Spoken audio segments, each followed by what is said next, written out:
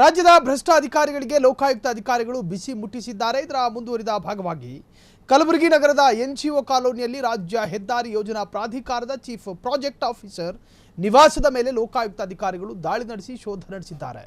ಪ್ರಾಧಿಕಾರದ ಮುಖ್ಯ ಯೋಜನಾಧಿಕಾರಿ ಜಗನ್ನಾಥ ಹಾಲಿಂಗೆ ಅವರ ಮನೆಯಲ್ಲಿ ಆಸ್ತಿ ಪತ್ರಗಳ ಕುರಿತು ಶೋಧ ನಡೆಸಲಾಯಿತು. ಲೋಕಾಯುಕ್ತ ಎಸ್ಪಿ ಉಮೇಶ್ ನೇತೃತ್ವದಲ್ಲಿ ಈ ದಾಳಿ ನಡೆಸಲಾಗಿದ್ದು ಮನೆಯ ಇಂಚಿಂಚು ಜಾಲಾಡಿದ ಅಧಿಕಾರಿಗಳು ದಾಖಲೆಗಳನ್ನು ತೆಗೆದುಕೊಂಡು ಹೋದರು. ಈ ಹಿಂದೆ ಕಲಬುರಗಿ ಪಿಡಬ್ಲ್ಯೂಡಿ ಇಲಾಖೆಯಲ್ಲಿ ಚೀಫ್ ಎಂಜಿನಿಯರ್ ಆಗಿ ಕೆಲಸ ಮಾಡಿದ್ದ ಜಗನ್ನಾಥ ಹಾಲಿಂಗ ಇತ್ತೀಚೆಗಷ್ಟೇ ಬೆಂಗಳೂರಿನ ರಾಜ್ಯ ಹೆದ್ದಾರಿ ಪ್ರಾಧಿಕಾರಕ್ಕೆ ವರ್ಗಾವಣೆಗೊಂಡಿದ್ದರು. ಸದ್ಯ ಲೋಕಾಯುಕ್ತ ಭ್ರಷ್ಟ ಅಧಿಕಾರಿ ಮನೆಯಲ್ಲಿ ದಾಖಲೆಗಳನ್ನು ಪರಿಶೀಲನೆ ನಡೆಸುತ್ತಿದ್ದಾರೆ.